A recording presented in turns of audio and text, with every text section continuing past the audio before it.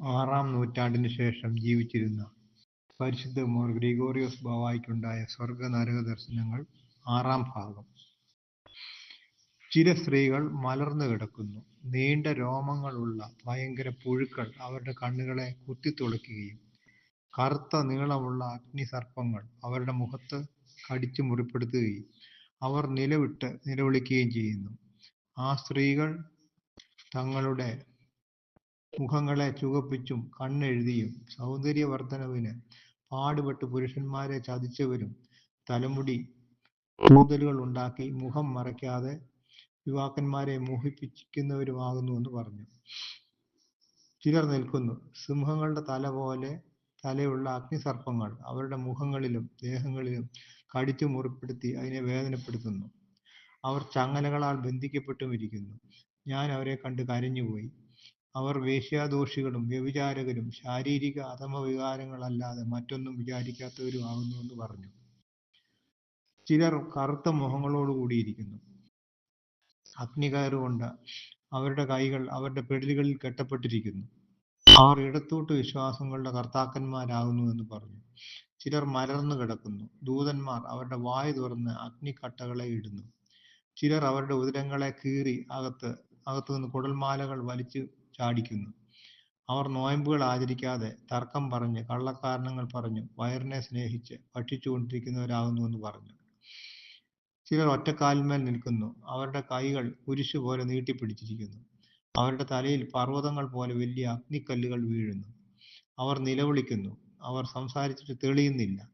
അവർ ഞായറാഴ്ചകളിൽ വിശുദ്ധ കുർബാനയും കാണുകയും അതിൽ സംബന്ധിക്കുകയും ചെയ്യാതെ ലോകകാര്യങ്ങളിൽ ഏർപ്പെട്ടിരിക്കുന്നവരാണെന്ന് പറഞ്ഞു.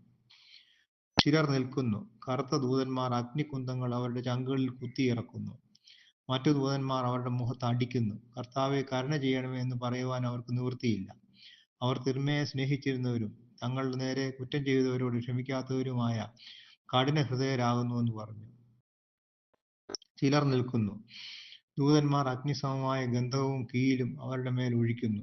അവർ ദൈവഭയമില്ലാതെ ഓരോ സംഗതികളെക്കുറിച്ചും തളരുവോളം ചിരിച്ചവരാകുന്നുവെന്ന് പറഞ്ഞു. ചിലർ തോളും പിടലിയും കെട്ടപ്പെട്ടവരായി നിൽക്കുന്നു. പിശാചുക്കൾ കീലും ഗന്ധവും ഉരുക്കി പാത്രങ്ങളിൽ നിറച്ചു കൊണ്ടുവന്ന് അവരുടെ മേൽ ഒഴിക്കുന്നു. അവർ വൃദ്ധരായിട്ടും യുവാക്കളെ പോലെ ലൗകികരായി ദൈവവിചാരം കൂടാതെ ലോകസുഖം അനുഭവിക്കുന്നവരാകുന്നുവെന്ന് പറഞ്ഞു. ചില ദൂതന്മാർ അഗ്നിച്ചമ്മട്ടികൾ കൊണ്ട് തലകളിലും ഉടലുകളിലും കഠിനമായി അടിക്കുന്നു. രക്തം ഒഴുകുന്നു. അവർ തങ്ങളുടെ ന്യായമായ ഭാര്യമാരെ കാരണം കൂടാതെ ഉപേക്ഷിച്ചു വിട്ടവരാകുന്നുവെന്ന് പറഞ്ഞു.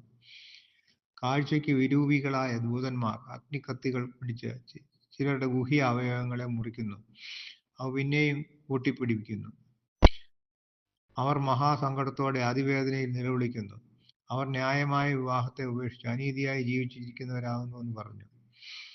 ചിലരെ ദൂതന്മാർ അഗ്നിവടികൾ കൊണ്ട് ചിലപ്പോൾ തലയിലും ചിലപ്പോൾ മുഖത്തും ചിലപ്പോൾ മുതുകിലും ചിലപ്പോൾ ചങ്കിലും കഠിനമായി അടിക്കുന്നു. അവർ അനുതപിച്ച് മാനസാന്തരപ്പെടുകയും പിന്നീട് വീണ്ടും പിന്തിരിഞ്ഞ് പാവങ്ങളിൽ ഉൾപ്പെടുകയും ചെയ്യുന്നവരാകുന്നുവെന്ന് പറഞ്ഞു. ചിലർ അഗ്നിക്കയറുകളാൽ ബന്ധിക്കപ്പെട്ടവരായി നിൽക്കുന്നു. പിശാചുക്കൾ ഇരുമ്പ് കുന്തങ്ങൾ പഴിപ്പിച്ച് അവരുടെ മുഖത്തും മറ്റും വയ്ക്കുന്നു. അവർ തങ്ങളുടെ പിതാക്കന്മാരെയും സഹോദരങ്ങളെയും വിദ്വേഷിച്ചവരാകുന്നുവെന്ന് പറഞ്ഞു. ചില യുവാക്കൾ കഴുത്തോളം അഗ്നിയിൽ നിൽക്കുന്നു. നീളമുള്ള കറുത്ത പുഴുക്കൾ അവരുടെ മുഖത്ത് കടിച്ച് വേദനപ്പെടുത്തുന്നു. വളരെ തലകളുള്ള പാമ്പുകൾ അവരുടെ തുടകളിലും ഗുഹ്യസ്ഥാനങ്ങളിലും കടിച്ചു മുറിക്കുന്നു. ചില ദൂതന്മാർ അവരുടെ മേൽ കീലും ഗന്ധവും ഒഴിക്കുന്നു. അവർ ദൈവം തങ്ങൾക്ക് നൽകിയ രൂപം ഭേദപ്പെടുത്തി സ്ത്രീവേഷം ചമഞ്ഞ് യൗവനക്കാരെ അശുദ്ധപ്പെടുത്തിയിട്ടുള്ള ദുഷ്ടന്മാരാകുന്നു. ചില സ്ത്രീകളുടെ തലമുടി കൂട്ടിക്കെട്ടിയവരായി അഗ്നിയിൽ തൂങ്ങിക്കിടക്കുന്നു. അവർ തങ്ങളുടെ മരിച്ചവർക്ക് വേണ്ടി വെറും മനുഷ്യക്കാഴ്ചയ്ക്ക് വേണ്ടി വിലപിച്ച് മുറയിട്ടിട്ടുള്ള വഞ്ചക സ്ത്രീകളാകുന്നു എന്ന് പറഞ്ഞു. ചിലർ ചുണ്ണാമ്പും കീലും വെടിയുപ്പും ഉരുക്കി കിടക്കുന്ന പാത്രങ്ങളിൽ നിൽക്കുന്നു. ദൂതന്മാർ അവരെ അവയ്ക്കുള്ളിൽ പിടിച്ചു മുക്കുന്നു. അവർ സഹിക്കാൻ വയ്യാതെ അതിവേദന നിമിത്തം അയ്യോ അയ്യോ, ഞങ്ങൾ ദൈവത്തെ സ്നേഹിക്കാതെ തെറ്റിപ്പോയി എന്ന് നിലവിളിക്കുന്നു. അവർ സാത്താന്റെ വഞ്ചനയിൽ ഉൾപ്പെട്ട് ലോകത്തെ സ്നേഹിക്കുന്നവരും പട്ടത്വത്തെ ഉപേക്ഷിച്ച് ലോകകാര്യങ്ങളിൽ ഏർപ്പെടുകയും ജനങ്ങളെക്കുറിച്ച് വിചാരമില്ലാതിരിക്കുകയും ചെയ്ത പുരോഹിതന്മാരാകുന്നുവെന്ന് പറഞ്ഞു. അനന്തരം മാലാഖ എന്നോട്, നിന്റെ ഇടത് ഭാഗത്ത് നോക്കുക എന്ന് പറഞ്ഞു. ഞാൻ നോക്കിയപ്പോൾ വലിയ ഒരു തടച്ചാൽ, അതായത് ഒരു തോട് കണ്ടു. അതിന്റെ അകത്ത് കൂടി ചുണ്ണാമ്പും കീലും വെടിയുപ്പും ചേർന്ന് ഒഴുകുന്നു. സമുദ്രത്തിന്റെ ഓളങ്ങൾ പോലെ അതിന് ഓളങ്ങളുണ്ട്. അതിൽ അഗ്നി ജ്വലിച്ച് കത്തുന്നു. അതിന്റെ ജ്വാല ആകാശത്തോളം എത്തുന്നുണ്ട്. അതിൽ ചിലർ ബന്ധിക്കപ്പെട്ടും മുഖം കുനിച്ചും ഇരിക്കുന്നു. അഗ്നിജ്വാലകളുടെ ഓളങ്ങൾ വന്ന് അവരുടെ മേൽ തട്ടിയിട്ട് തൊലി പൊളിഞ്ഞു പോകുന്നു. പിന്നെ ഓളം തട്ടുമ്പോൾ മാംസം കൂടി പൊളിയുകയും അസ്ഥികൾ കാണപ്പെടുകയും ചെയ്യുന്നു. ഉടനെ തൊലിയും മാംസവും കൂടിച്ചേരുന്നു. ഇങ്ങനെ വീണ്ടും വീണ്ടും സംഭവിക്കുന്നു. അവർ ഘോരമായി നെടുവീർപ്പിടുന്നു, സങ്കടമേറിയ ശബ്ദങ്ങളാൽ നിലവിളിക്കുകയും ചെയ്യുന്നു. ആ ആറിനുള്ളിൽ കറുത്ത നീണ്ട പിശാചുക്കളുണ്ട്. അവരിൽ ഓരോരുത്തന്റെ നീളം 100 മുഴത്തോളമാണ്. അവരുടെ കൈകളിൽ അഗ്നി പോലെ പഴുത്ത ഇരുമ്പ് കോരികളുണ്ട്. അവർ അതുകൊണ്ട് ആറ്റിൽ നിന്നും കോരി അവരുടെ മേൽ ഒഴിക്കുന്നു. അവിടെ അതിവേദന അനുഭവിക്കുന്നവർ അക്രമികളും നീതികെട്ടവരുമായ രാജാക്കന്മാരും അവരുടെ സേവകരും ആകുന്നു എന്ന് പറഞ്ഞു. പിന്നീട് മാലാഖ മറ്റൊരു ജലാശയത്തിലേക്ക് എന്നെ കൊണ്ടുപോയി. അവിടെ അരക്കും തീയും കൂടി ഉരുകി കിടക്കുന്നു. കപ്പൽ മുങ്ങിപ്പോയ ആളുകളുടെ നിലവിളിയും കേൾക്കുന്നു. ചിലർ മുഴുവനും അതിലേക്ക് താഴുന്നു. ചിലർ കഴുത്ത് വരെ മുങ്ങി നിൽക്കുന്നു. അഗ്നിസിംഹങ്ങൾ അവരെ കടിച്ചു പറിക്കുന്നു.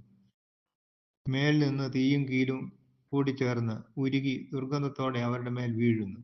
അവർ ക്ഷുദ്രക്കാരും മന്ത്രവാദികളുടെ ലക്ഷണം പറയുന്നവരും ആകുന്നു എന്ന് പറഞ്ഞു. പിന്നീട് എത്രയും വിസ്താരമായ ഒരു വലിയ മണൽക്കുന്നിലേക്ക് മാലാഖ എന്നെ കൊണ്ടുപോയി. അതിൽ നിന്നും പുറപ്പെടുന്ന ദുർഗന്ധം നിമിത്തം ഒരുവനും അങ്ങോട്ട് അടുപ്പാൻ കഴിയുന്നില്ല.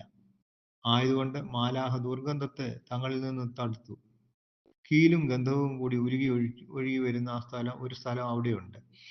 അതിൽ ചിലർ നെഞ്ചുവരെ മുങ്ങിയിരിക്കുന്നു. മേൽ നിന്നും അഗ്നി അവരുടെ മേൽ മഴ പോലെ പെയ്ത് അവരുടെ മുഖങ്ങളെയും തലകളെയും മൂടുന്നു. അതുകൂടാതെ ചുവന്ന രക്തം പോലെ ഒന്ന് അവരുടെ മേൽ ചൊരിയപ്പെടുന്നു. അത് തീ പോലെ ജ്വലിച്ച് തിളയ്ക്കുന്നു.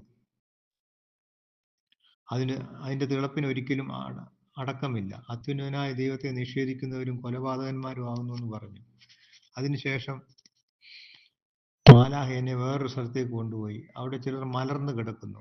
മേൽ നിന്നും ഹിമവും മഞ്ഞുകട്ടകളും അവരുടെ മേൽ വീണ് അവരെ മൂടുകയും അവർ വളരെ വേദനപ്പെടുകയും ചെയ്യുന്നു. പിന്നീട് അസ്ഥികളെ കൂടി ദഹിപ്പിക്കത്തക്ക വിധം അഗ്നി നദി അവരുടെ മേൽ ഒഴുകി വീഴുന്നു. ഇങ്ങനെ അവർ പല വിധത്തിൽ അതിവേദനപ്പെടുന്നു. അവർ മിശിഹായിലുള്ള വിശ്വാസം ഉപേക്ഷിച്ച് ദൈവത്തിൽ നിന്നും അന്യമായിരിക്കുന്ന മറ്റു വിശ്വാസങ്ങളിലേക്ക് പോയവരാകുന്നു എന്ന് പറഞ്ഞു.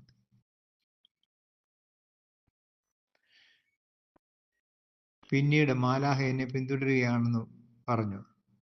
ഞാൻ മാലാഖയെ അനുഗമിച്ചു.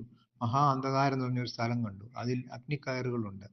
ഭയങ്കരമായി അഗ്നി ജ്വലിക്കുകയും ചെയ്യുന്നു. ജ്വലിക്കുന്ന അഗ്നിക്കട്ടകൾ അതിലുള്ളവരുടെ മുഖത്ത് വീഴുന്നു. കാഴ്ചയ്ക്ക് ഭയങ്കരന്മാരും കറുത്ത മുഖമുള്ളവരും നീണ്ട മുള്ളുകൾ പോലെ കൊലപ്പല്ലുകളും ഉള്ളവരുമായ ദൂതന്മാർ അവിടെയുണ്ട്. അവർ മനുഷ്യനെ അഗ്നിക്കയറുകൊണ്ട് കമിഴ്ത്തി കിടത്തി ഒരു മലയുടെ അടിയിൽ നിന്നും മുകൾ വരെ വലിക്കുന്നു. ഇങ്ങനെ കൂടെ ആവർത്തിച്ച് ചെയ്യുന്നു. അവരുടെ ശബ്ദം വലിയ കാറ്റുകൾ പോലെ കേൾക്കപ്പെടുന്നു. മുകളിൽ നിന്നും നക്ഷത്രങ്ങൾ വീഴുന്ന പോലെ തീക്കട്ടകൾ അവരുടെ മേൽ വീഴുന്നു. 2 വൃദ്ധന്മാർ അഗ്നിയുടെ നടുവിൽ ചങ്ങലകളാൽ ബന്ധിക്കപ്പെട്ടവരായി നിൽക്കുന്നു. ദൂതന്മാർ അഗ്നി പോലെയുള്ള ചൊർക്ക അവരുടെ വായിലേക്ക് ഒഴിക്കുകയും കമിഴ്ത്തി കിടത്തി വലിച്ചിഴക്കുകയും ചെയ്യുന്നു. അവർ മെശിഹായെ കുരിശിൽ തറയ്ക്കുന്നതിന് ആലോചിച്ച ഹന്നാസും കയ്യപ്പായും യഹൂദന്മാരുടെ തലവന്മാരും ആകുന്നു എന്ന് പറഞ്ഞു. ഒരു വൃദ്ധൻ ഒരു വലിയ മലമുകളിൽ നിൽക്കുന്നതും അവന്റെ ചുറ്റും അവന്റെ മേലും അഗ്നി എരിയുന്നതും ഒരു ദൂതൻ അഗ്നിവാൾ കൊണ്ട് അവന്റെ തലയിൽ ഖണ്ഡിക്കുന്നതും പിന്നീട് മുറി കൂടുന്നതും വീണ്ടും ഖണ്ഡിക്കുകയും ചെയ്യുന്നു. ആ ദുഷ്ടൻ യോഹന്നാൻ മാതാനായെ വധിച്ച ഹെറോദേസ് ആകുന്നു എന്ന് പറഞ്ഞു. അവന്റെ പിതാവായിരുന്ന ബെത്ലഹേമിലെ ശിശുക്കളെ കൊല്ലിച്ച് ദുഷ്ട ഹെറോദേവിനും ഇതേ ദുരിതം അനുഭവമാകുന്നു. തുടർന്നുള്ള ഭാഗങ്ങൾ അടുത്ത എപ്പിസോഡിൽ കേൾക്കാം. യേശുവെ നന്ദി, യേശുവെ സ്തുതി, യേശുവെ സ്തോത്രം.